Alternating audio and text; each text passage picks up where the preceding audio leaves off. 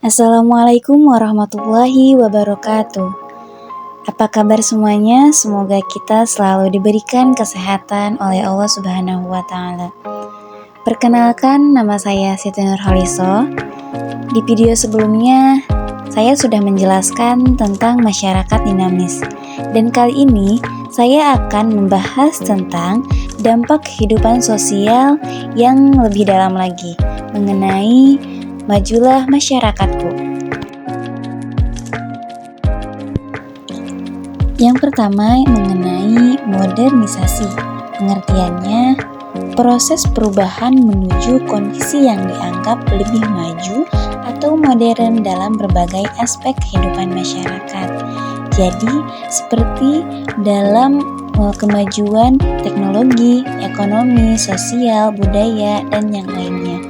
Adapun tujuan dari modernisasi yaitu untuk meningkatkan kualitas hidup masyarakat dengan memperkenalkan inovasi dan teknologi terbaru serta mengadopsi nilai-nilai seperti demokrasi, keadilan sosial, dan kesetaraan.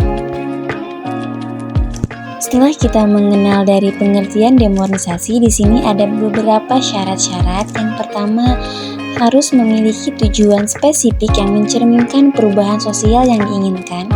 Tujuan ini harus realistis dan relevan dengan kondisi masyarakat tersebut.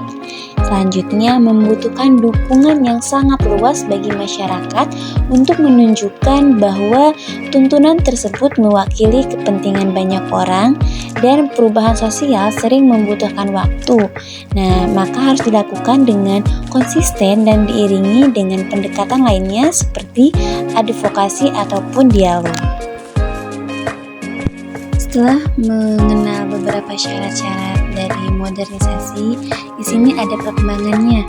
Dalam perkembangan masyarakat menuju modernisasi yaitu proses transformasi yang terjadi akibat perubahan dalam berbagai aspek kehidupan seperti sosial, budaya, ekonomi, teknologi, dan politik.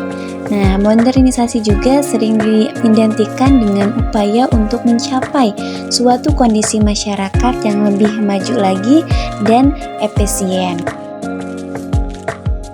Modernisasi di sini memiliki beberapa ciri. Yang pertama berdasarkan sebagai aspek sosio-demografis, dan yang kedua berdasarkan struktur organisasi sosial. Yang pertama kita akan bahas mengenai ciri-ciri berdasarkan aspek sosio-demografis. Di sini beberapa ada berdasarkan dari usia, pendidikan, status ekonomi, profesi, tempat tinggal, jenis kelamin, ataupun berdasarkan motivasi sosial. Nah, dalam demonstrasi ini mencerminkan keberagaman latar belakang sosial masyarakat. Yang kedua, ciri-ciri berdasarkan aspek struktur organisasi sosial. Di sini ada beberapa yang termasuk diferensiasi sosial yang tinggi, mobilitas sosial yang tinggi, rasionalisasi dalam struktur organisasi, perubahan pola relasi sosial, adanya institusi sosial baru, toleransi terhadap pluralitas, yang terakhir penggunaan teknologi dalam organisasi sosial. Selanjutnya kita akan membahas tentang dampak modernisasi pada masyarakat. Di sini ada beberapa dampak. Yang pertama, kesenjangan sosial, kerusakan lingkungan, meningkatnya individualisme, tekanan psikologis, dan selanjutnya hilangnya nilai dan tradisi lokal.